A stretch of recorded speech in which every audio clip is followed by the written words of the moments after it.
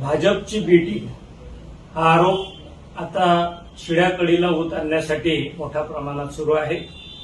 परंतु ज्या बुद्धिजीवींना, ज्या हरिभाऊंना हा आरोप केला होता त्यांना आता विचारण्याची गरज आहे की महाराष्ट्रामध्ये 3 ठिकाणी ज्या वेगवेगळ्या निवडणुका झाल्या त्या निवडणुकांमध्ये काँग्रेस जी आहे ते थेट भाजप बरोबर गेली. सोलापूरमध्ये गेली, नागपूरच्या मौद्यात गेली आणि आता भंडाऱ्यात नाना पटोलेंच्या बरोबर गेलेली आहे. या 3 ठिकाणी जेव्हा भाजप बरोबर काँग्रेस जाते आहे, थेट त्यांना निवडून आणते आहे, तेव्हा ही कुठली बी टीम आहे याचा खुलासा काँग्रेसवाले करत नाही किंवा त्यांना मानणारा हरिभाऊंचा गट सुद्धा करत नाही.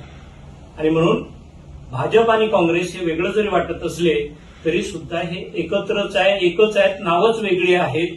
आधी भाजप आणि मग काँग्रेस आलटून पालटून सत्ता घ्यायची आणि इतर राजकीय पक्ष संपवायचे, यासाठी हे सातत्याने सुरू आहे. हा खेळ आता महाराष्ट्रातल्या आंबेडकरी समूहाच्या प्रामुख्याने लक्षात आलेला आहे.